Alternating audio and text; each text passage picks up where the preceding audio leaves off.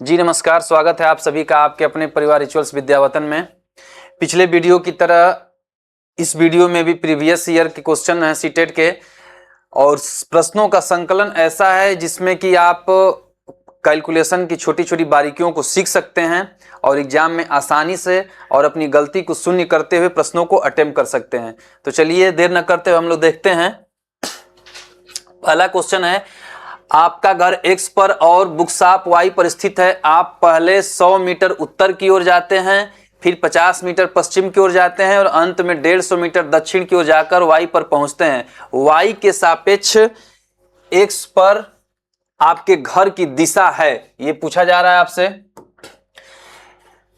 घर X पर है, कहीं भी हम X ले लेते हैं, एक बिंदु है ये, और बुकशॉप Y पर स्थित है। आप पहले 100 मीटर उत्तर की तरफ जाते हैं, यानी कि उत्तर की तरफ 100 मीटर ऐसे ऊपर जाएगा, ये हो गया 100 मीटर।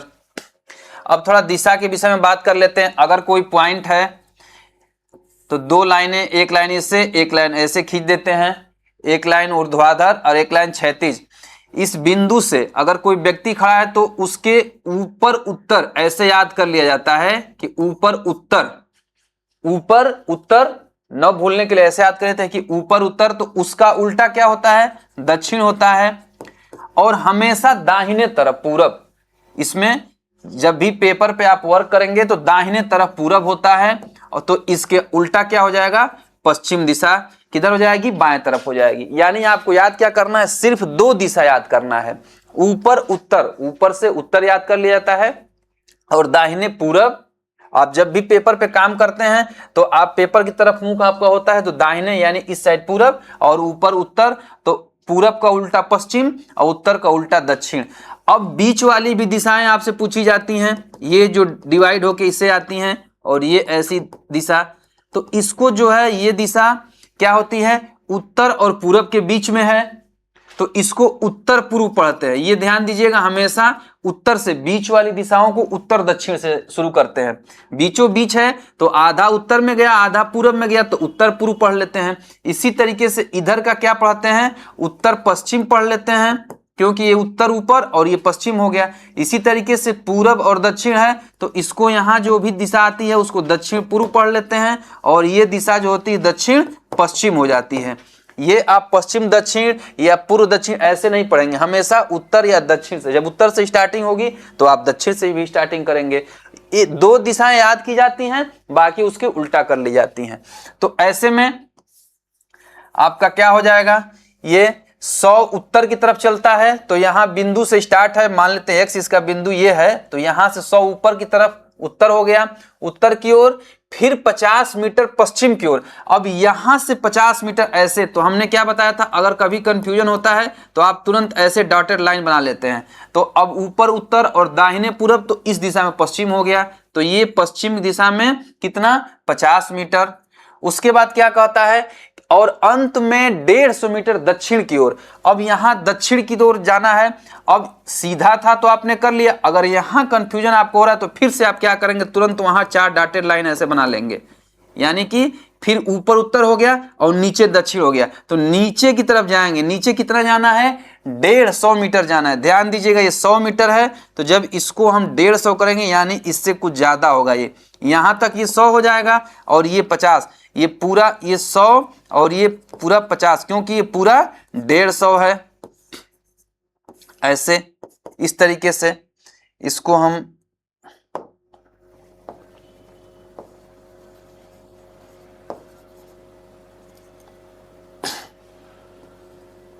x यहां हमने माना है घर, और ये आपका क्या हो गया, y हो गया ऐसे।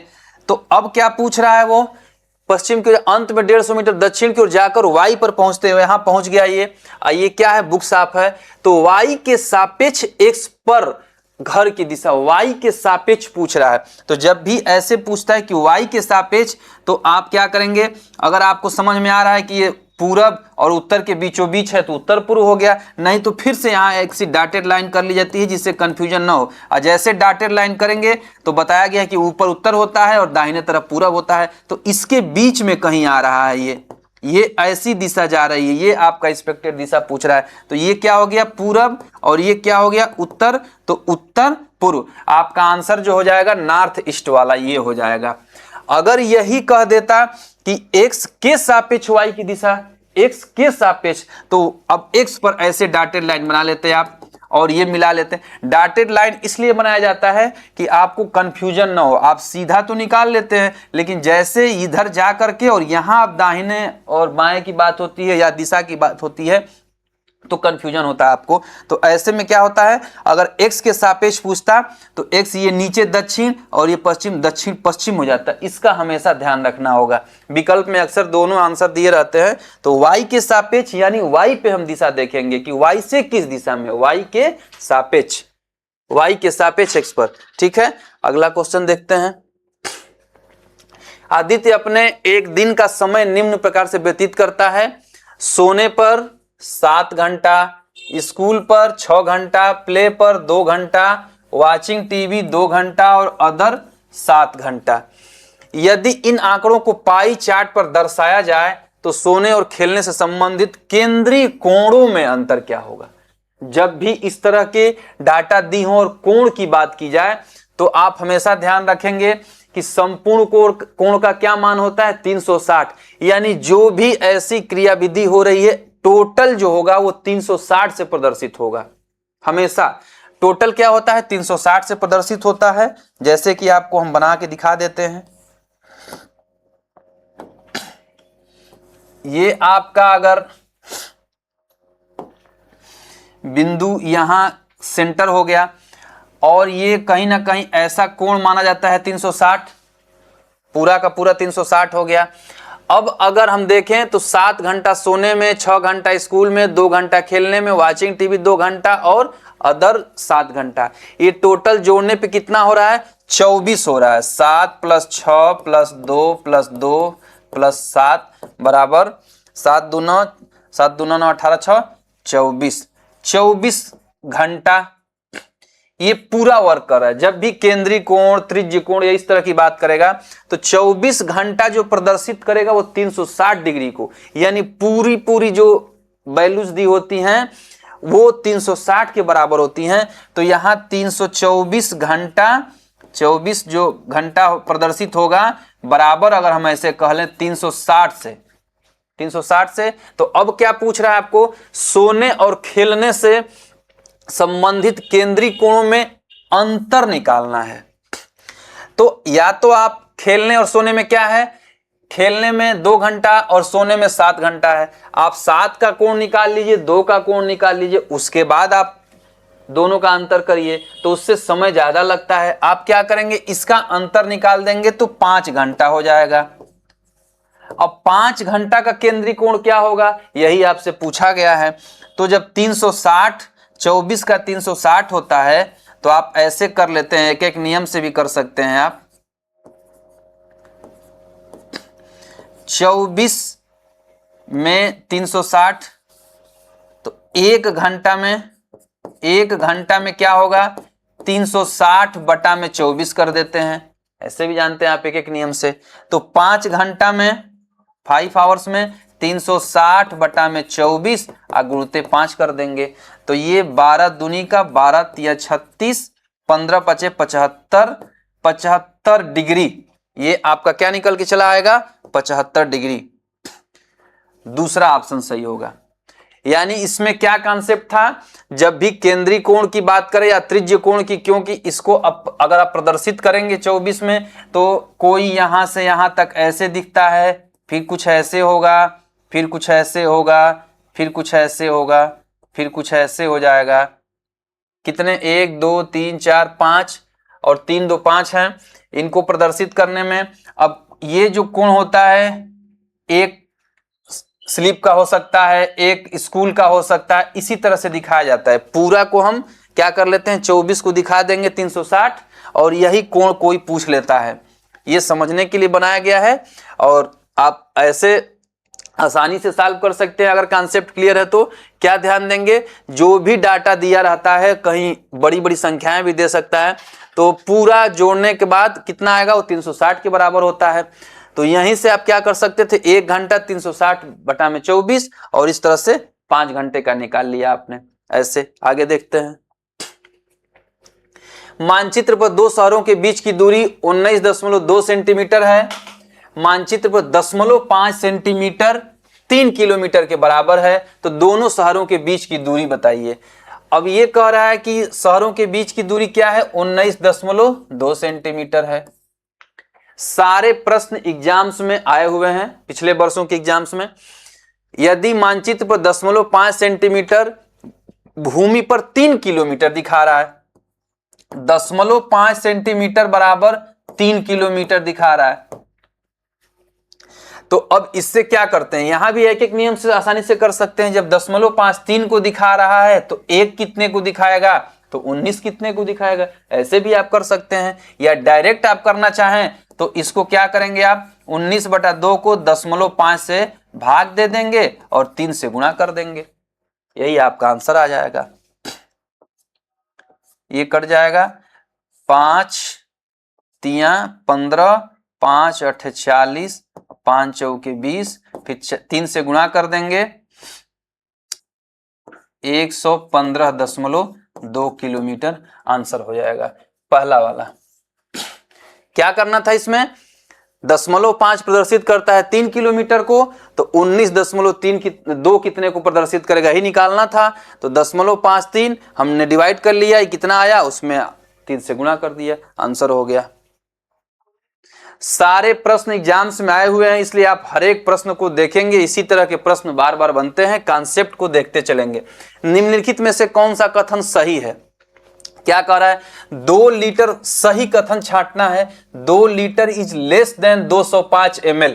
2 लीटर आपको पैमाना बताया जा चुका है, लीटर, 1 लीटर में 1000 मिलीलीटर होता है। यहां क्या कह रहा है, 2 लीटर कह रहा है, तो 2 litre is less than 205, 2 litre में कितना हो जाएगा, 2000 ml हो जाएगा। और इज लेस देन कह रहा है कि लेस देन 205 ml कह रहा है, ये तो ये क्या हो गया, पहला गलत हो गया।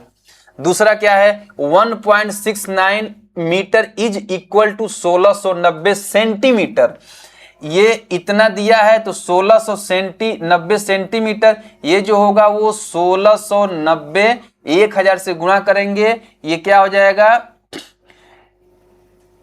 mm के बराबर हो जाएगा। और ये सेंटीमीटर दिया है, ये भी गलत होगा, ये mm होगा। अगर इसमें हम 100 का गुणा करेंगे तो 159 ही होगा, 159 सेंटीमीटर होगा। ये दिया है क्या, इज इक्वल टू 1690 सेंटीमीटर, तो भी गलत हो गया। या हमने इसको क्या किया, mm में चेंज कर दिया, तो ये तो भी गलत हो गया, क्योंकि ये सेंटीमीटर में दिया हुआ है।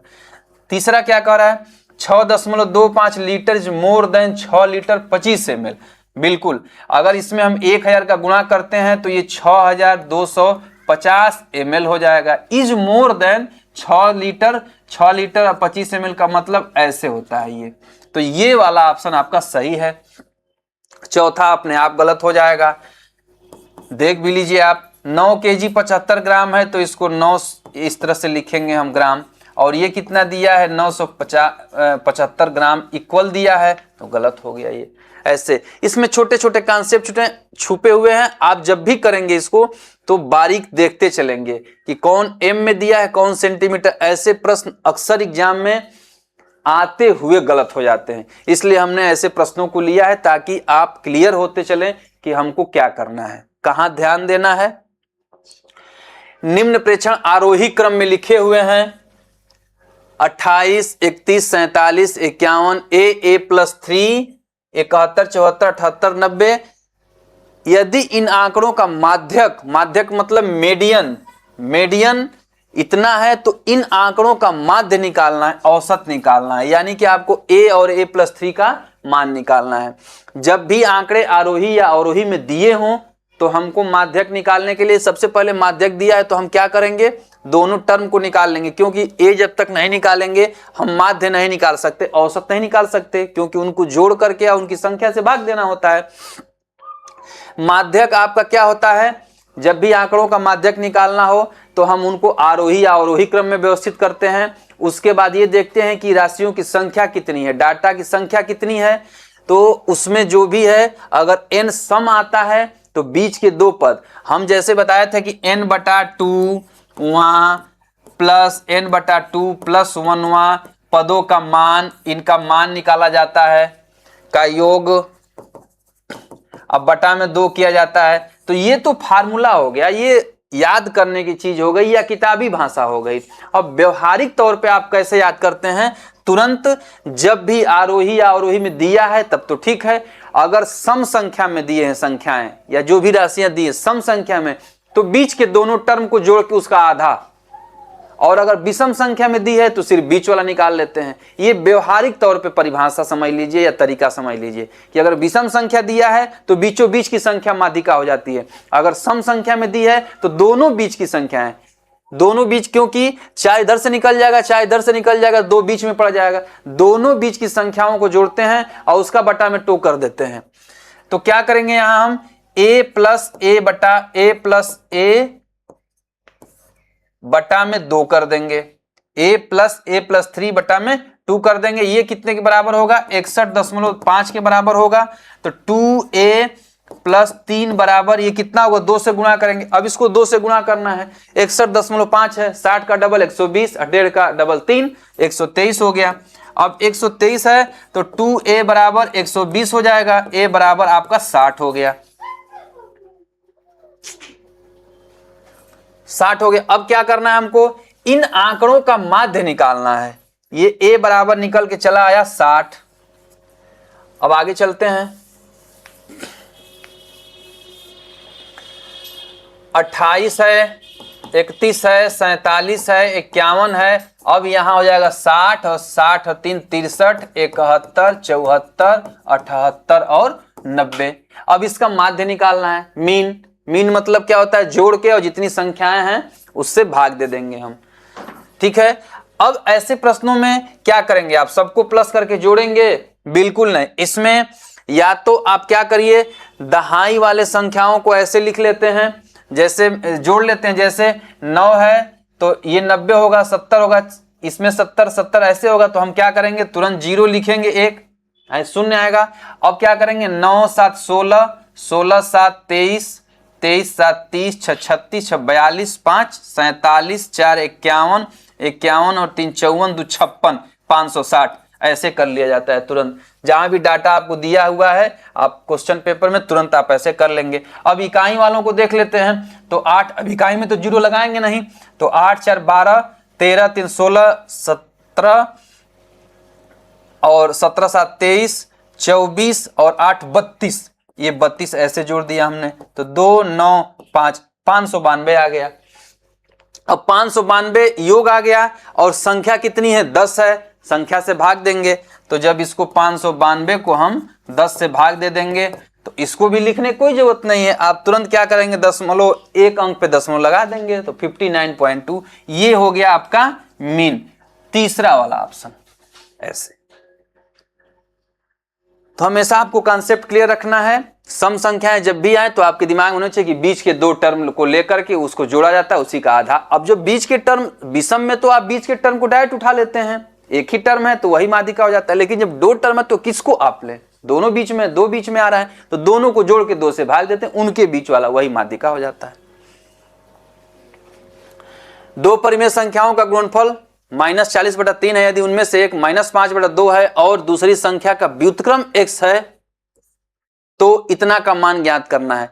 ध्यान दीजिएगा, इसमें अगर आप थोड़ा भी जल्दीबाजी करेंगे तो तुरंत गलत कर देंगे। ये कॉन्सेप्ट बेसी होता है, सीटेट का पेपर जो होता है या कोई एलिजिबिलिटी परीक्षा का कॉन्सेप्ट, क्योंकि आपको आगे चल के टीचर बन के पढ़ाना है तो आपको कॉन्सेप्ट क्लियर होना चाहिए, इसलिए बारीक बारीक चीजों पे आपको बताना होता है, खुद नहीं जानना होता है, छात्रों को बताना होता है, तो इसलिए आपको हमेशा बारीक ध्यान। अब देखिए यहां उनमें से एक इतना है दिया है और दूसरी संख्या का व्युत्क्रम x है, तो इसका मान निकालना है। आप जल्दी में क्या करते हैं, दूसरी संख्या निकाल के इसमें रख देते हैं और गलत आंसर हो जाता है।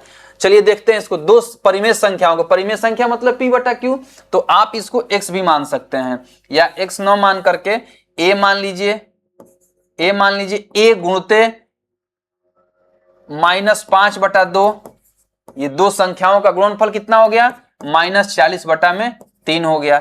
अब अगर गुणा के रूप में है तो माइनस को हम कैंसिल कर सकते हैं, इस 5 को करेंगे तो ये 8 बार में हो जाएगा। तो a बराबर आपका क्या हो गया, ये बटा में है, ऊपर जाके गुणा हो जाएगा, तो 8 दूनी का 16/3 होगा। लेकिन जो दूसरी संख्या ये तो निकल के चली आई। अब दूसरी संख्या का व्युत्क्रम क्या है, x है, तो x क्या होगा आपका 3/16 हो जाएगा। भिन्न को पलट देंगे, ये वैल्यू रखेंगे इसमें। तो जब हमको 8x निकालना है, 8x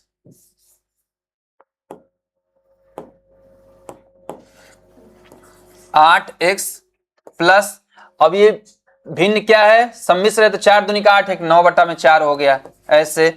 अब यहां हम रखेंगे तो 8 गुणते 3/16 हो जाएगा। x की वैल्यू 3/16, तो 8 दूनी का अब प्लस 9/4, 3/2 और 9/4 एलसीएम लेंगे, एलसीएम 4 हो जाएगा। ये 3 दूनी का 6 प्लस 9, 9 6 15/4 आपका आंसर आ जाएगा। तो इसको जब इसमें चेंज कर लेंगे तो 4 तिया 12, 3/4, 3 सही 3/4, ये आपका चौथा ऑप्शन सही हो जाएगा। इस प्रश्न को देखते हैं। 2 वृत्ताकार खेतों C1 और C2 के परिमाप क्रमशः 40 पाई मीटर तथा 96 पाई मीटर हैं। तीसरे खेत C3 की त्रिज्या क्या होगी यदि इसका क्षेत्रफल C1 और C2 के क्षेत्रफलों के योग के बराबर है। तो सबसे पहले हम C1 और C2 का क्षेत्रफल निकालेंगे, उसको जोड़ेंगे और वहां से 3 की त्रिज्या निकाल लेंगे। अब C1 और C2 का हमको क्या दिया हुआ है, परिमाप दिया हुआ है। अब वृत्त का परिमाप क्या होता है, 2 पाई r होता है। तो 2 पाई r1 बराबर आपका कितना हो जाएगा, 40 पाई दिया हुआ है, और 2 पाई r2 बराबर कितना दिया हुआ है, 96 पाई दिया हुआ है। यहां से पाई कैंसिल हो जाएगा, 2 से ये 20, यानी r1 बराबर 20 आ गया, 20 सेंटीमीटर या मीटर जो भी है। उसके बाद पाई से पाई कैंसिल, 2 से ये 2 चौका 2 8, r2 बराबर आपका आ गया 48 मीटर। अब क्या कह रहा है, तीसरे की त्रिज्या क्या होगी यदि इसका क्षेत्रफल दोनों के क्षेत्रफलों के योग के बराबर है। तो फिर वृत्त का क्षेत्रफल क्या होता है, पाई r1 स्क्वायर कर देंगे और प्लस पाई r2 स्क्वायर कर देंगे। इन दोनों को हम जोड़ेंगे और ये क्या हो जाएगा, तीसरे के बराबर हो जाएगा, पाई r3 के बराबर हो जाएगा। ये इस तरह से स्क्वायर के पाई कॉमन कर लेंगे तो पाई चारों तरफ से कैंसिल हो जाएगा। ये 20 का वर्ग अब प्लस 48 का वर्ग बराबर r3 का स्क्वायर, ऐसे हो जाएगा। 400 होता है ये, 2304 बराबर r3 का स्क्वायर। अब इसको जब जोड़ेंगे तो 2704 हो जाएगा, ये r3 का स्क्वायर।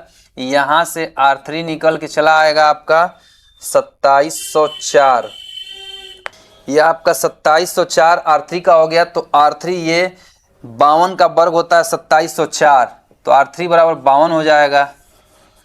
अब जब ये r3 52 निकल के चला आया तो क्या पूछ रहा है, C3 की त्रिज्या पूछ रहा है। ये C3 की त्रिज्या हो गई 52 मीटर, आंसर हो गया। आगे देखते हैं। निम्न मापनों में से कौन सा मापन एक समकोण त्रिभुज की भुजाएं हो सकता है। समकोण त्रिभुज की भुजा वही हो सकता है जिनमें पाइथागोरस प्रमेय लग सके, यानी कि जो संख्याएं 3 दी हुई हो पाइथागोरस त्रिक हो। तो पाइथागोरस त्रिक चेक करने का हमने क्या तरीका बताया था, कोई हमको वर्ग नहीं करना है, कुछ भी नहीं करना है, दोनों बड़ी संख्याओं का योग और इनका अंतर का गुणनफल। तो योग कितना हो जाएगा 98 और गुणते इनका अंतर कितना है 2, ये हो जाएगा 196। और छोटी संख्या के वर्ग के बराबर है तो ये पाइथागोरस त्रिक होगा, पहला ही मैच कर रहा है। जैसे कि 50 और 48 का योग कितना हो गया 98 और उनका अंतर 2 का गुणा करेंगे 196 और 14 का वर्ग 196, ये हो गया, पहला ही ऑप्शन हो गया। तीनों को हम चेक नहीं करेंगे, बाकी हम करके यहाँ भी देख लेते हैं कि क्या ये होता है कि नहीं। दोनों बड़ी संख्या का लेंगे हम योग तो 38 हो जाएगा, इनका अंतर 2 है। 38 का दूना जब करेंगे हम तो आपका 80 से कम होगा, 12 का वर्ग जो होता है 144 होगा, ये नहीं है। इसी तरीके से इसको देखेंगे 30 और 32 62 गुणते 2, 62 गुण से 2 करेंगे तो 124 होगा, और 16 का वर्ग 256, ये भी नहीं होगा। इस तरह से ये 50 और 44 कितना होगा 94 होगा, और इनका अंतर 6 होता है। तो अब 6 9 54 500 से ऊपर जा रहा है, और 12 के 144 ही होता है। ऐसे आप कंपेयर भी कर सकते हैं, एग्जैक्ट करने की जरूरत नहीं। जैसे 50 और 44 है, आपको चेक करना है तो 50 और 44 का योग कितना होगा 94 होगा। इनका अंतर कितना है 94 में 6 का हम गुणा करें 6 9 54 500 से ऊपर जा रहा है। और ये तीसरी संख्या सबसे छोटी क्या है 12 12 के 144 ही होता है। तो हमको पूरा करने की जरूरत नहीं है 550 गुणित 44 का जो हमने किया और 12 का देख लिया। माने ऐसे भी तुरंत कंपेयर करके हर स्टेप पर के आपको जैसे ही कोई स्टेप आप कर रहे हैं और आपका जो मकसद है उसको स्टेप करने का आंसर निकालना, तो वो आपको जैसे निकला तो आप छोड़ देंगे, ये नहीं कि पूरा पूरा करने चलेंगे आप। ठीक है, आगे देखते हैं। वस्तु ए को 382.50 पर बेचने से रेनू को 15% की हानि होती है और वस्तु बी को 616 में बेचने से 12% का लाभ होता है। यदि दोनों वस्तुओं को कुल मिलाकर 1180 पर बेचे तो उसका लाभ प्रतिशत होगा। अब दोनों वस्तु का आपको क्रय मूल्य निकालना पड़ेगा, क्योंकि दोनों का विक्रय मूल्य एक जगह दिया है तभी लाभ प्रतिशत आप निकाल पाएंगे। और पहले वस्तु का केस में क्या दिया हुआ है कि 382.5 पर बेचने से रेनू को 15% की हानि होती है। जैसे कि कोई भी वस्तु है, अगर आप इसको पूरा बेसिक से करेंगे तो काफी लंबा जाएगा। इसमें क्या करना है, कॉन्सेप्ट अगर आपको क्लियर है तो थोड़ा सा तेजी से गणना करने के लिए आप ऐसे करते हैं।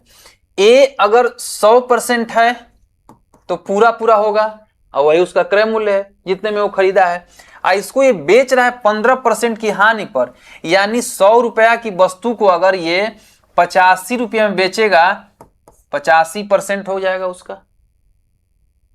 100% मतलब पूरा पूरा, तो 85% 15% की हानि, 150 में से घटा देते हैं। अब ये 85% ही कितना है 382.50 है। अब इस 100 और 85 को और छोटा छोटा अगर हम करेंगे तो ये 17 हो जाएगा और ये 20 हो जाएगा, यानी 17 भाग इतना के बराबर है। अगर 20 भाग हम निकाल लें तो हमारा क्रय मूल्य निकल जाएगा। तो क्या करेंगे हम 17 से इसको डिवाइड जब करेंगे तो 17 दूनी का 34, 4 2 17 दूनी का 34 और 6 2 8 17 5 85, ये आपका 22.5 आ गया 17 बराबर। तो अब 20 निकालना, इसमें जब हम गुणा करेंगे तो 22.5 का डबल करेंगे 45 होगा और 0 बढ़ा देंगे 450 रुपया। ये पहले वाले का ए का क्रय मूल्य आके चला आया सीपी। ऐसे अब दूसरे वस्तु के केस में क्या कह रहा है, वस्तु अगर 100% है तो पूरा पूरा है, लेकिन 12% लाभ पर बेची जा रही है तो 12 डायरेक्ट जोड़ देंगे, इसमें 112 हो जाएगा। और 112 कितने के बराबर है 616 के बराबर है।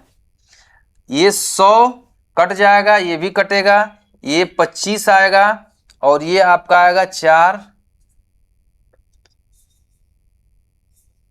दूनी का 8, 4 8 32। अब 28 भाग बड़ा अगर 616 के है तो 25 हमको निकालना है, तो यहां से हम क्या करेंगे 1 निकाल लेंगे। 28 दूनी का 56, 5 2 28 दूनी का 56। और इस तरीके से 25 भाग कितना होगा 550 के बराबर होगा, गुणा कर देंगे तो। अब ए का और बी का सीपी निकल के चला है, यानी बी का सीपी कितना है ये 550 है। टोटल सीपी कितना हो जाएगा 550 में 450 जोड़ देंगे 1000 चला आएगा। और बेचा कितने में 1180 में बेचा है, तो कितना हो गया फायदा उसको 180 रुपया का फायदा हो गया। ये कितने पे हुआ 1000 पे हुआ, तो 100 पे कितने का होगा 18। ऐसे आप मौखिक कर सकते हैं, अगर नहीं करना आता है तो 100 से गुणा कर लीजिए, डबल जीरो नीचे कैंसिल, ये 18%। जब भी 100 से गुणा आप करेंगे तो परसेंट लगा देंगे, आपका चौथा ऑप्शन हो गया। ऐसे आप कर सकते हैं। अगर आप ओरली करना जानते हैं तो इजी वे में आप बिना पेन चलाए या कम से कम पेन चलाए भी सॉल्व कर सकते हैं। यदि x बटा में y बराबर -1/3 का घात -3 डिवाइड बाई 2/3 के ऊपर -4 घात, तो x बटा में y प्लस y बटा में x टू द पावर -1 गुणते y बटा में x टू द पावर 1 का मान है। इस प्रश्न को करते समय आपको छोटी छोटी बातों का ध्यान देना होगा। अगर जल्दीबाजी में आप करेंगे तो गलती हो जाएगा।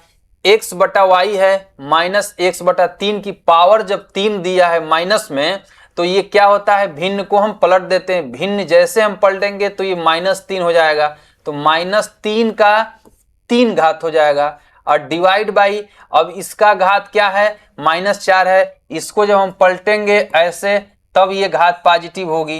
ये सबसे पहले क्या है, x बटा वाई है, इसको हमको निकालना है।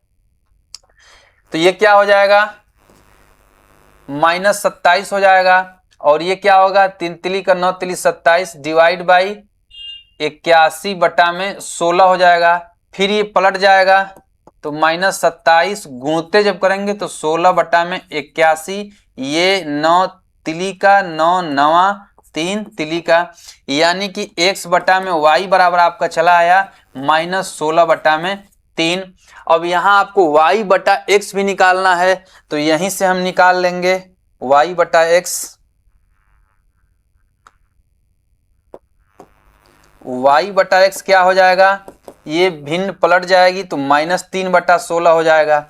और फिर हमको जोड़ना भी है, तो हम दोनों को जोड़ेंगे जब, तो x बटा में y प्लस y बटा में x बराबर -16 बटा में 3। आइए इसको जब प्लस करेंगे तो ये भी माइनस ही रह जाएगा, -3 बटा में 16। तो ये हो जाएगा आपका -256, डायरेक्ट गुणा कर देंगे क्योंकि इसमें एलसीएम लेना नहीं है। और ये हो जाएगा आपका -9 अब बटा में 16 तिया 48। तो आपका निकल के चला आया ये 256 और 9 -265 बटा में 48। और आपका ये अब इसमें जब हम मान को रखेंगे और y बटा x, तो यहां से अब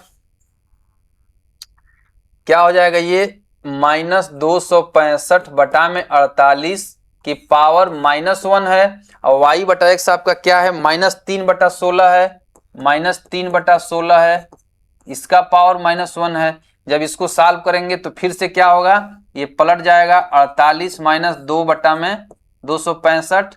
और ये क्या हो जाएगा आपका, गुणते फिर से ये पलटेगा तो 16 बटा में -3, माइनस से माइनस कैंसिल हो जाएगा, ये आपका 3 से ये भी 16। तो ये आपका 256 बटा में 265, ये आपका आंसर होगा। विकल्प में त्रुटि हो गई है लिखने में, आपका ये आंसर होगा 256 बटा में 265। आगे देखते हैं। किसी बेलन की ऊंचाई उसके आधार की त्रिज्या के तिगुने के बराबर है। यदि आधार का क्षेत्रफल 616 सेंटीमीटर स्क्वायर, तो बेलन की धारिता क्या है। धारिता निकालना है, यानी कि आपको आयतन निकालना होगा। सबसे पहले बेलन की ऊंचाई उसके आधार की त्रिज्या के तिगुने के बराबर, यदि आधार का क्षेत्रफल दिया यानी पाई आर स्क्वायर आपको दिया हुआ है 616। यहां से जब आप आर निकालेंगे तब आपकी क्या निकाल सकते हैं, उससे बेलन का ऊंचाई निकाल सकते हैं, तब आपको आयतन निकालना होगा। तो 22/7 रखना है, आर स्क्वायर बराबर 616 पलट जाएगा 7 बटा में 22 हो जाएगा। 22 से जब इसको कट 11 से कट करेंगे तो 2 बार में, और इसको जब कट करेंगे तो 11 5 55 6 11 6 66 ये हो जाएगा। और फिर इसको 2 से कट करेंगे तो 7 4 ये 28 हो जाएगा, 2 दूनी का 2 8 16। अब r बराबर आपका क्या हो जाएगा, 7 चौक 28, यानी 7 गुणित 2 मिलके चला आया 14 चला आया। अब r बराबर जब 14 आ गया तो h बराबर क्या होगा, h जो होगा उसके आधार की त्रिज्या के तिगुने के बराबर है, 14 गुणित 3 हो जाएगा 42 हो जाएगा। अब आपको क्या निकालना है, धारिता निकालना है। तो सबसे पहले आपको आयतन निकालना होगा, पाई आर स्क्वायर एच। तो 22 बटा में 7 गुणित आर कितना है 14 है, 2 बार गुणा होगा, और 42 ये हो जाएगा ऐसे, तो 7 6 42 हो जाएगा। अब इसको आपको क्या करना है, धारिता लीटर में निकालना है। तो जब भी आप पहले इसको सॉल्व कर लेंगे हम, तो 14 से 14 का गुणा करेंगे 196 हो जाएगा, 196। और 196 में अगर हम गुणते 6 करते हैं फिर गुणते 22, तो 6 जब हम करेंगे तो 6 6 के 36 के 6 हासिल 3, 6 9 54 और 3 57, 5 6 कम 6 5 11 और गुणते 22, तो 2 जीरो लगा देंगे, 2 6 12 के 2 हासिल है 2 7 14 1 15 2 1 2 1 3 और 2 1 2। अब फिर इसमें क्या करेंगे, इसको फिर से गुणा कर लेंगे, तो 2 3 5 2 ऐसे जोड़ेंगे। जब इसको 2 7 8 5 2, और जब इतना सेंटीमीटर क्यूब आया तो इसमें हम 1000 से जब भाग देंगे तो ये लीटर में चेंज हो जाएगा। तो इसको जब हम 1000 से भाग देंगे तो 3 अंक पे दशमलव लगेगा, 1 2 3 यहाँ ऐसे, तो 25.872 लीटर होगा। यहाँ आपको याद रखना होगा कि 1000 सेंटीमीटर स्क्वायर बराबर होता है 1 लीटर। मतलब कि 10 गुणित 10 गुणित 10 माप का अगर कोई पात्र है तो उसमें 1 लीटर पानी आएगा। आगे देखते हैं। राजीव ने 7000 की राशि 20% वार्षिक दर पर 1.5 वर्ष के लिए निवेशित की, जबकि ब्याज अर्धवार्षिक संयोजित था। अमित ने 8000 की राशि 10% वार्षिक दर से 2 वर्ष के लिए निवेश की, जबकि ब्याज वार्षिक संयोजित था। परिपक्वता पर दोनों द्वारा प्राप्त ब्याज में अंतर, यानी सबसे पहले आपको अलग अलग ब्याज निकालना होगा, और उसका अंतर निकाल देना होगा। जब भी राशि को दर को वार्षिक दिया हो और समय ऐसे दिया हो और छमाही संयोजित की बात कर रहा है, अर्धवार्षिक संयोजित की बात कर रहा है, तो राशि क्या हो जाएगी? सबसे पहले P हमारा 7000 हो जाएगा, और जो R होगा वो जब छमाही संयोजित होगा अर्धवार्षिक तो 20/2 यानी 10% हो जाएगा ये। और जो समय है आपका 1.5 वर्ष था, तो समय भी क्या हो जाएगा? 1.5 से दूना हो जाएगा, 3 हो जाएगा, क्योंकि जब वार्षिक था तो 1.5 होता, लेकिन अर्धवार्षिक है तो 6 महीना, इसमें कितना हुआ? 3 छमाही हुआ ना। तो टी बराबर भी 3 रखेंगे, दर को आधा कर देंगे क्योंकि दर वार्षिक दिया है और संयोजित कितना हो रहा है? अर्धवार्षिक, और P इतना है। इससे जब आप A निकालते हैं तो A बराबर P 1 + R/100 to the power n होता है। अब इसको आप क्या करेंगे? अब आपको ये पता होना चाहिए प्रैक्टिस के दौरान कि जब भी R 10% देता है और T 3 होता है तो हम क्या करते हैं? A हमारा निकल के आता है 7000 गुणित 11/10 गुणित 11/10 गुणित 11/10। और भी तरीके हैं, बेसिक तरीका भी तेजी से अगर करें तो कुछ समय में ही आप कर सकते हैं। 000 से कैंसिल हो गया, 11 का घन जो होता है 1331 होता है। इसमें 7 से हम जब गुणा करेंगे तो 7 एकम 7, 7 तिलिक 21, 7 तिलिक 21 दो 23, और 7 एकम 7 दो 9, इतना रुपया हो गया। अब यहाँ से I निकाल लेंगे हम, I1 के रूप में ही कर लीजिए, तो 9317 है, इसमें से 7000 निकाल देंगे तो कितना हो जाएगा? 2317 रुपया हो जाएगा। ये I हो गया, I1। अब इसी तरीके से जब हम 8000 है, यहाँ वार्षिक दर भी दिया है और समय भी 2 वर्ष दिया है, कोई दिक्कत नहीं है। यहाँ से A बराबर क्या हो जाएगा?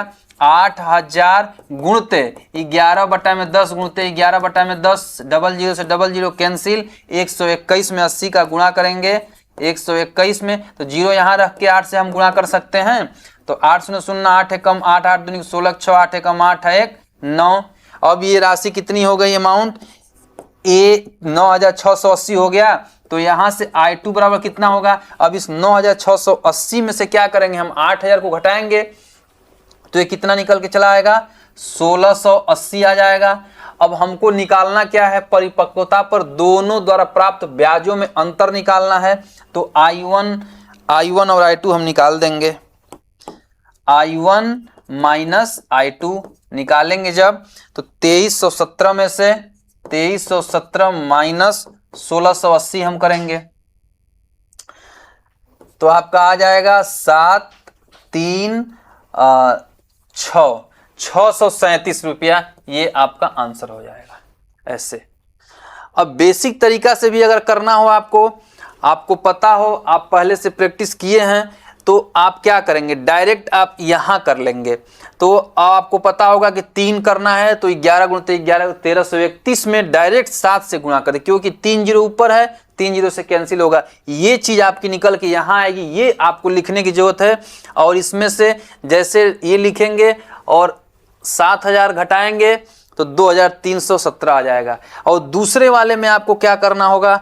80 गुणित 121 करके ये डायरेक्ट लिखना होगा, और फिर इसमें से 8000 घटाना, ये भी मौखिक आप कर सकते हैं और तुरंत। मतलब अगर बेसिक तरीका भी पता है तो आसान क्वेश्चन को आप कुछ ही मिनट के अंदर ही कर लेंगे, पूरा मिनट भी नहीं लगेगा।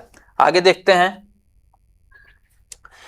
यदि एक्स वाई और जेड क्रमशः एक त्रिभुज के आधार वाले पिरामिड की बात कर दिया, त्रिभुज के आधार वाले पिरामिड, त्रिभुज के आधार वाले पिरामिड के फलकों, शीर्षों और किनारों की संख्याएं हैं। तो अब हमने पिरामिड के केस में क्या बताया था, फलक की संख्या, अगर बहुभुज में भुजाओं की संख्या दी हुई है, त्रिभुज है तो उसमें दिया हुआ है, तो जैसे क्या हो गया आपका n+1, वर्टेक्स भी क्या होता है n+1, और एज कितना होता है n×2 होता है। अब यहाँ आधार क्या है, त्रिभुज है, तो त्रिभुज में n कितनी होती हैं, 3 होती हैं, तो 3 + 1 = 4 हो गया, ये भी 4 होगा, और ये कितना हो गया 6, 3×2 करेंगे 6 हो जाएगा ये, इस तरीके से। यानी त्रिभुज के आधार वाले पिरामिड में फलकों की संख्या 4, शीर्षों की संख्या 4 और एज की संख्या 6। पिछले वीडियो में हमने ये कॉन्सेप्ट बहुत अच्छे से बताया था। अब क्या करना है, इसमें रख के देखना है कि कौन इसको सेटिस्फाई कर रहा है, कौन नहीं कर रहा है। तो आप इसको चाहें तो जबानी कर सकते हैं। 4 दूनी का 8, 4 3 12, 12 8 20 में से 12 घटाएंगे 8, पहला ही आपका सही हो गया, आगे हमको देखने की जरूरत नहीं है। x बराबर ये दिया हुआ है, x बराबर, तो x बराबर 4, y बराबर 4 और z बराबर 6, तो 4 दूनी का 8 और 4 3 12, 12 8 20 में से 6 दूनी का 12 घटाएंगे 8, आंसर हो गया। बाकी मिला के देख सकते हैं आप, 3x + 2y है, तो 3 4 3 12 में 4 दूनी का 8, 12 8 20 में से 36 18 घटाएंगे, नहीं होगा। इसको देखिए 2x 4 दूनी का 8 + 6 दूनी का 12, 12 8 20 में से 4 3 12 घटाएंगे, ये भी नहीं होगा। 3x 3 चौके 12 और 12 24 में से 12 घटाएंगे 6, ये भी नहीं होगा। ऐसे पहला ऑप्शन हमको मिल गया, तो उसी को टिक करके हम आगे बढ़ जाएंगे। निम्न आंकड़ों के लिए एक पाई चार्ट बनाया जाता है, जनवरी फरवरी मार्च अप्रैल मई जून, ठीक है। मार्च और जनवरी में बेचे गए कंप्यूटरों की संख्या दर्शाने के लिए त्रिज्य खंडों की केंद्रीय कोणों में क्या अंतर है। हमने पीछे बताया है कि जब भी इस तरह की बात करें, आपको त्रिज्य खंड की केंद्रीय कोण की बात करें, तो जो सारा डाटा दिया हुआ इसके सारे के योग को हम 360 से प्रदर्शित करते हैं। क्या करते हैं, 360 से प्रदर्शित करते हैं। तो हम क्या करेंगे, सबसे पहले इनको जोड़ लेंगे। अब इनको जोड़ना है तो क्या हमको लिख लिख के जोड़ना होगा, बिल्कुल नहीं। हम कैसे जोड़ते हैं, सैकड़ा वालों को लेते हैं, 5 7 5 12 8 20 7 27 27 और 8 35 और 8 4300 हो गया। ये सैकड़ा था तो ऐसे लिख दिया हमने। अब इसमें इकाई तो कुछ है ना, दहाई चलते हैं, 40 50 90 90 180 और 20 200। इसमें 200 जब जोड़ेंगे तो ये निकल के चला आया हमारा 4500। और 4500 जो कंप्यूटर बेचे गए ये टोटल हैं। तो जब भी केंद्रीय कोण, त्रिज्य खंड क्या होता है, आपको कॉन्सेप्ट पता होना चाहिए कि जैसे ये अगर सर्किल है और यहां से पूरा को हम दिखा रहे हैं 360, यानी पूरा जितना आएगा वो 360 है, सारे डाटा का योग। अब यहां से अगर इस तरह से कोई ऐसे आएगा, कोई ऐसे आएगा, कितने हैं, 1 2 3 4 6 ठो हैं, 1 2 3 4 5 6, ये क्या हो गया, ये जितने जितने कोण हैं अलग अलग बेचे गए कंप्यूटरों को दिखाएंगे। तो ये त्रिज्या हुई ना, सर्किल है ये, सर्किल का सेंटर, तो ये त्रिज्या, ये त्रिज्या, यही त्रिज्य खंड हो गया। यानी एक को जो प्रदर्शित कर रहा है उसी को पूछ रहा है। कोई एक फरवरी माह या जनवरी माह का जो कोई दिखाएगा, चाहिए तो यही त्रिज्य खंड हो गया, इसी को पूछ रहा है। तो कॉन्सेप्ट को क्लियर रखना है। पूरा 360 को इसलिए हमने जोड़ दिया, 4500 दिखाएगा 360 को। अब क्या कह रहा है, मार्च और जनवरी में बेचे गए कंप्यूटर त्रिज्य खंडों के केंद्रीय कोणों में, तो क्या आप अलग अलग निकाल के घटाएंगे? जी नहीं, एक ही बार सबसे पहले इनका अंतर हम यहीं से निकाल के और यहां से हम कर लेते हैं। 4500 जो डिनोट कर रहा है वो 360 को डिनोट कर रहा है। तो एक एक नियम से भी आप समझ सकते हैं, एक डिनोट करेगा 360 बटा में 4500 को।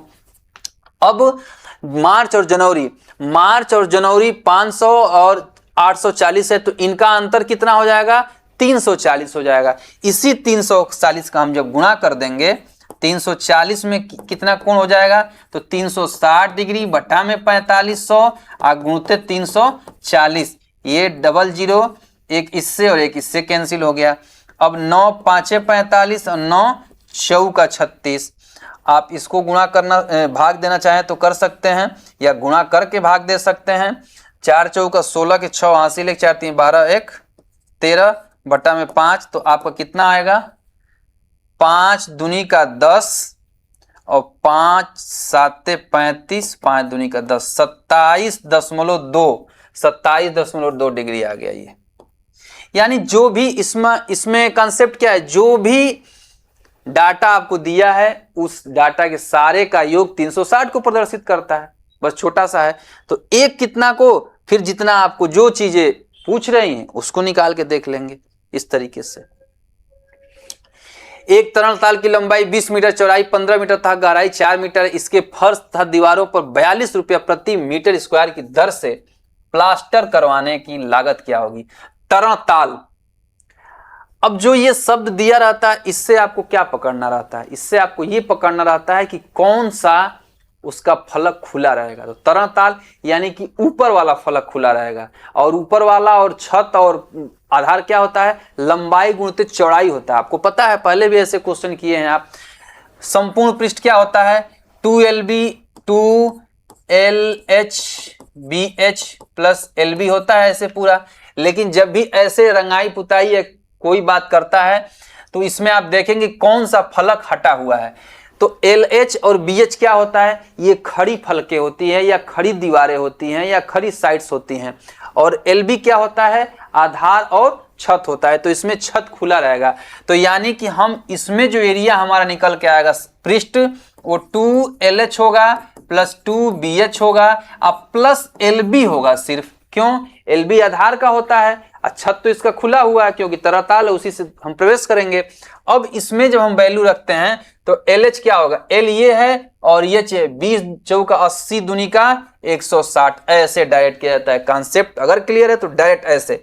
प्लस 2BH है तो 15 चौका 60 दूनी का 120 हो जाएगा।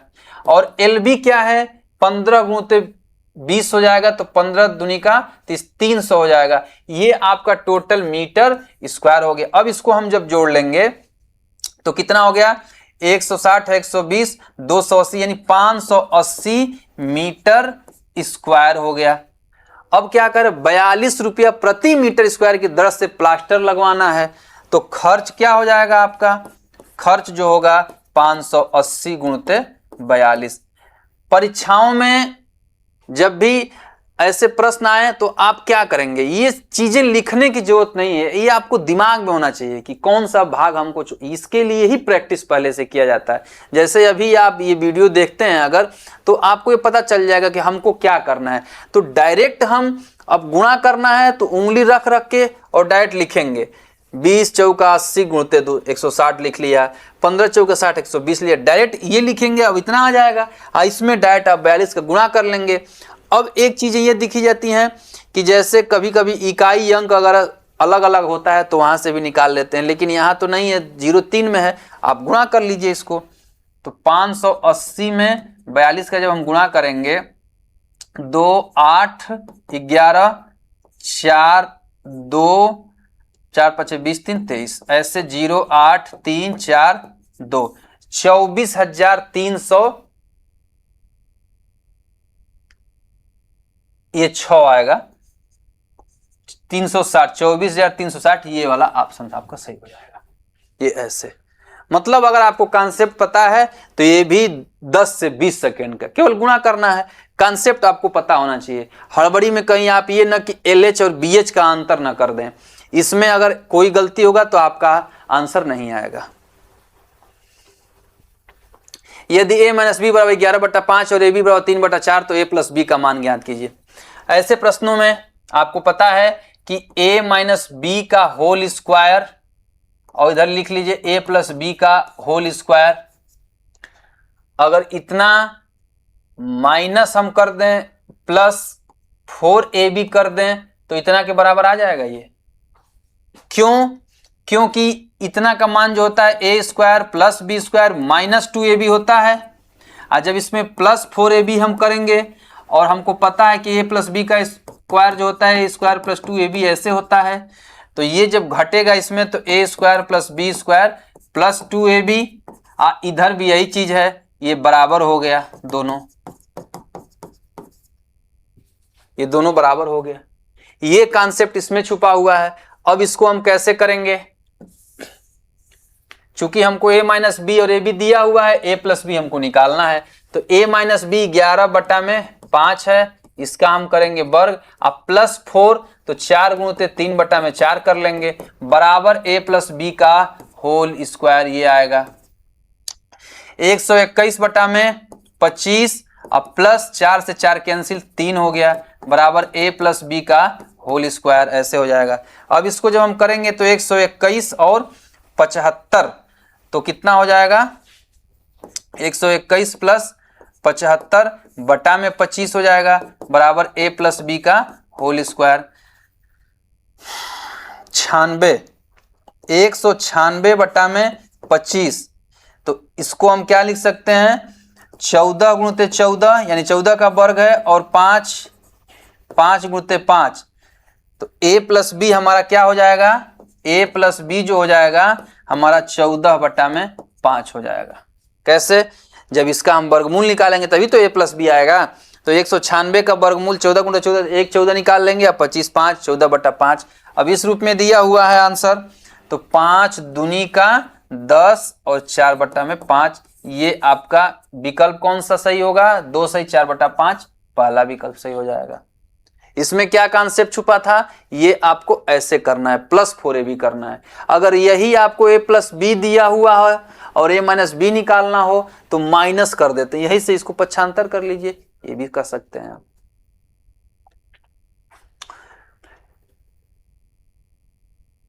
पांच 2x माइनस 4 ये आपको दिया हुआ है, 6 एक गुणनखंड है। अब इसमें आपको 2x माइनस 4y जो है वो दिख रहा है विकल्प में, और यहां भी दिख रहा है कि 2x है और 4y है, और इसमें क्या है, वर्ग किया हुआ है।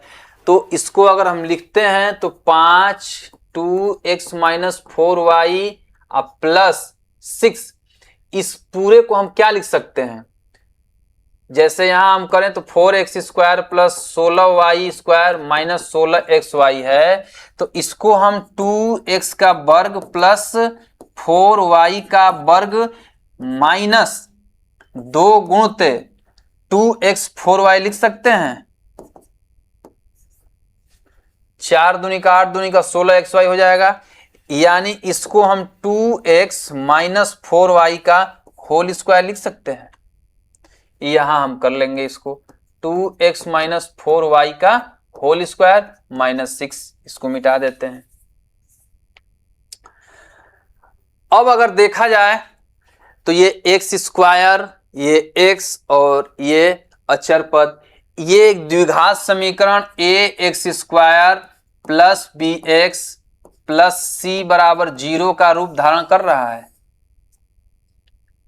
या इसको आप न लिखें, सिर्फ इतना ही लिखें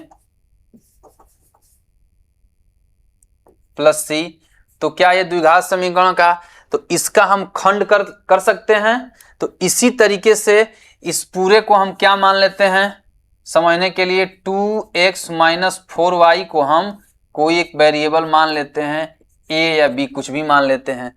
तो 5a इसके जगह पे रखेंगे तो अब प्लस 6a स्क्वायर और माइनस 6, इस तरह से आ गया। इसको और कर लीजिए, प्लस 5a माइनस 6।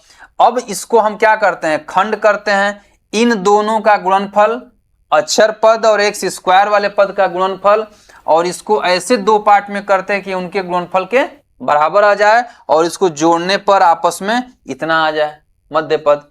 तो क्या होगा, 6 6 36 a स्क्वायर, तो 6a स्क्वायर, 9 चौका 36।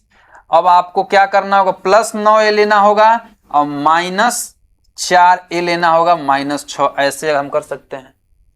तो 9 में से 4 घटेगा 5a आ गया, और 9 चौका 36 माइनस 36a स्क्वायर हो गया, 6 6 के 36a स्क्वायर माइनस a भी।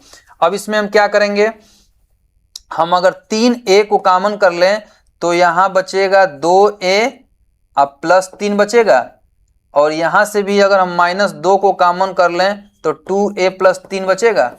अब आपको निकल के चला आया 2 खंड, ये 3a माइनस 2, ये आपका 2 खंड निकल के चला आया। 2a प्लस बी, ये 2a प्लस बी नहीं, ये 3 है, और 3a माइनस 2। अब जब ऐसे निकल के चला आया तो हम क्या करेंगे, इसमें मान रख लेंगे। तो 3a और 2a दोनों अगर रखते हैं हम, तो a बराबर हमारा कितना है, 2a बराबर 2a प्लस 3 बराबर जब हम रखेंगे तो 2 ब्रैकेट में a की वैल्यू कितनी हमने माना था यहाँ, 2x minus 4y, 2x minus 4y, ये प्लस 3 हो जाएगा। और दूसरा जब हम मान रखते हैं 3a माइनस 2, तो ये हो जाएगा 3 2x माइनस 4y, अब माइनस 2 हो जाएगा। जब इसको हम सॉल्व करेंगे तो 6x माइनस 12y माइनस 2, ये ऑप्शन आपको नहीं मिल रहा है। ये देखते हैं 4x माइनस 8y अब प्लस 3, ये आपका पहला वाला ऑप्शन जो है सही हो जाएगा है इससे। अब इस तरह के जो ये प्रश्न है, इस तरह के प्रश्न अधिकतर पूछे जा रहे हैं। पिछले वर्षों में देखा जाए तो हर पेपर में लगभग एक प्रश्न पूछा जा रहा है। इसमें आपको करना क्या है, यहां से आपको तुरंत दिख रहा है कि 2x माइनस 4y जो है इसका वर्ग करेंगे तो ये चीजें निकल के आएंगी। तो तुरंत हमको क्या दिख गया, अगर इसको हम कोई संख्या a या कुछ भी वेरिएबल मान लेते हैं तो x स्क्वायर या a स्क्वायर कह लीजिए, और ये अचर पद द्विघात समीकरण के रूप में हो गया। तो तुरंत वहां से हम छोटा करके ये निकाल सकते हैं और इसकी वैल्यू रख करके आंसर निकाल सकते हैं। ये आपको करना पड़ेगा। कोई दुकानदार एक पंखा 1500 रुपया में खरीदता है और उस पर 2500 रुपया मूल्य अंकित करता है। वह अंकित मूल्य पर 20% छूट देता है, 20% छूट देता है,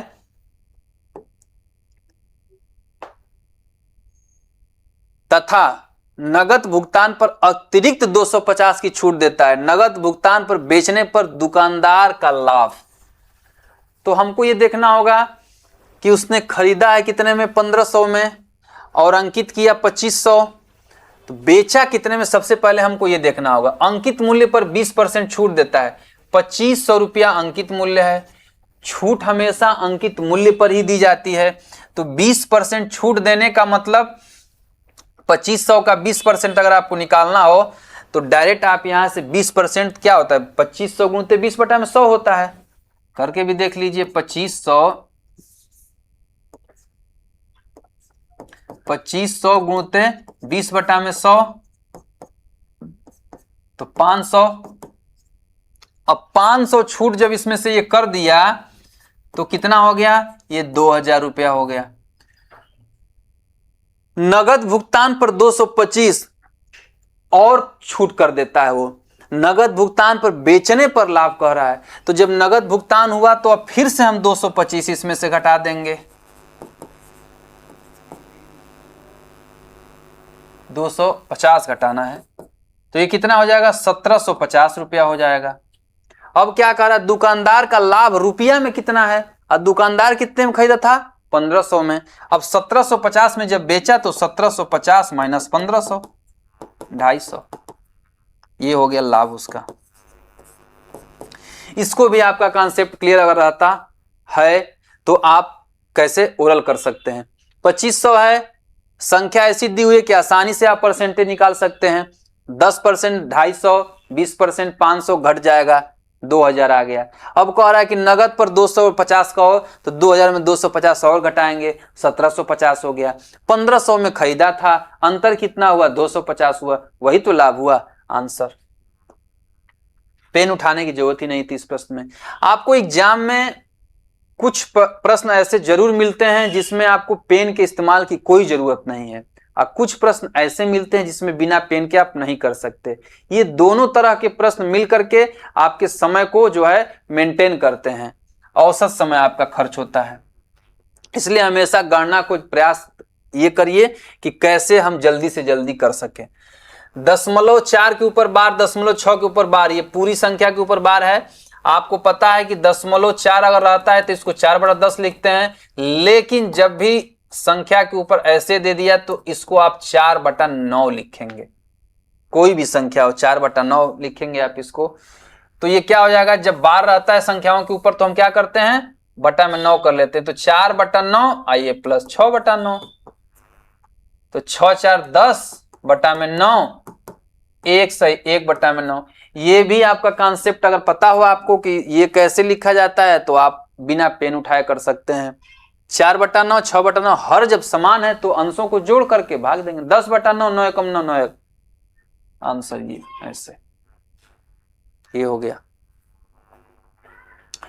किसी संख्या के वर्ग की इकाई का अंक उस संख्या के इकाई के अंक से 2 अधिक है। निम्नलिखित में से कौन सा अंक उस संख्या के वर्ग के इकाई का अंक नहीं हो सकता है? संख्या के वर्ग का इकाई अंक नहीं हो सकता है।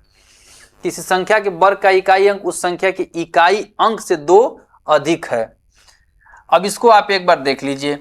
एक कोई इकाई का अंक रहेगा, 1 आएगा, 2 रहेगा, 2 दूनी का 4 आएगा, 3 रहेगा, 9 आएगा, 4 रहेगा, 16 6 आएगा, 5 रहेगा, 5 आएगा, 6 आएगा, 6 आएगा, 7 आएगा, 9 आएगा, 8 आएगा, 4 आएगा, 9 आएगा, 1 आएगा।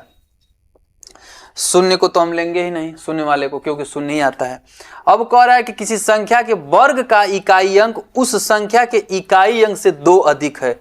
उस संख्या के इकाई अंक से 2 अधिक है। एक ये मिल रहा है। किसी संख्या के वर्ग का इकाई अंक उस संख्या के इकाई अंक से 2 अधिक है। तो ये पहला केस, दूसरा केस, और एक ये भी आ रहा है 7 9। तो उस संख्या के वर्ग का इकाई का अंक नहीं हो सकता है। तो 4 6 और 9 हो सकता है, 4 6 और 9 हो सकता है, 5 नहीं होगा। ये आपका आंसर हो जाएगा। अगर इसको आप आसानी से समझ करके नहीं करेंगे तो यहां भी जल्दीबाजी में आप गलत कर सकते हैं। वर्ग देख लेंगे या संख्या देख लेंगे। आपको करना क्या है, किसी संख्या के वर्ग का इकाई का अंक उस संख्या के इकाई अंक से 2 अधिक है। यही अंक इकाई पे आते हैं और यही संख्याएं वर्ग की इकाई पे अंक पे आएंगी। तो अब कौन कौन ऐसा है, वर्ग का इकाई अंक 4 है, संख्या की इकाई अंक से 2 अधिक है, फिर ये वाला, फिर ये वाला। तुरंत हमने ऐसे कर दिया। 3 ऐसे ऑप्शन है। कौन नहीं हो सकता है? 5 वाला नहीं हो सकता है। हो गया आंसर। यदि नीचे दिया गया गुणन सही है और a तथा b अंक हैं तो 2a गुणते a बराबर b/2a, देन आपको क्या निकालना है, a और b निकालना है। अब ऐसे प्रश्न में या तो आप अपने तर्क से सॉल्व कर सकते हैं या तो आप विकल्प रख के सॉल्व कर सकते हैं। विकल्प में a बराबर 1 दिया है, 5 दिया है, 6 दिया है। तो 1 एकम 1, 5 पचे 25, 5 छछा के 36 6, तीनों हो सकता है अगर सिर्फ एक लाइन देखा जाए। लेकिन अगर हम 1 रखेंगे a बराबर, तो 1 एकम 1, यहाँ 1 हो जाएगा, 1 दूनी का 2, ये b नहीं आ पाएगा। अगर 5 रखते हैं तो 50 25 के 5 हासिल 2, 5 दूनी का 10, और जो भी आएगा उसको जोड़ सकते हैं हम, यानी कि हम 5 रख सकते हैं। a बराबर अगर 5 रखेंगे तो b बराबर 1 कह रहा है यहाँ। तो 5, देखिए अब जैसे 2 है, यहां हम 5 रख देते हैं तो 5 और गुणते 5 करेंगे हम, तो 50 25 के 5 हासिल 2, 5 दूनी का 10 और 2 12। ये मैच कर रहा है a और बीच में 2 और b बराबर 1, यानी कि ये वाला ऑप्शन सही है आपका। अब अगर बिना विकल्प के आपको करना हो तो आप देखेंगे कि कौन ऐसी संख्या है जिसका उसी में गुणा करने पर इकाई का अंक वही आ रहा है। तो 1 5 और 6 ऐसा है। 1 रखेंगे तो ये यहां तक जाके सिमट जाएगा। 1 एकम 1, 1 दूनी का 2, b नहीं आएगा। इसलिए आपको 5 रखना होगा। क्यों? क्योंकि अगर 6 रखते हैं तो 6 के 36 के 6, 6 दूनी के बाद 15, ये 2 नहीं आएगा। तो 5 रखेंगे आप। 50 25 5 और 5 दूनी के 10 12। तो इसलिए आपका ये तर्क से भी आप कर सकते हैं, विकल्प से भी आप कर सकते हैं। इस तरीके से प्रीवियस ईयर के ऐसे क्वेश्चन हमने सेलेक्ट किया था जिससे आपको कुछ न कुछ कॉन्सेप्चुअल चीज सीखने को मिले और अक्सर जो एग्जाम में आप गलती करते हैं, प्रैक्टिस आपकी पहले से हो जाए कि गलती आप न करें। अगर तरीका अच्छा लगे तो आप चैनल को सब्सक्राइब कीजिए। जय मां सरस्वती।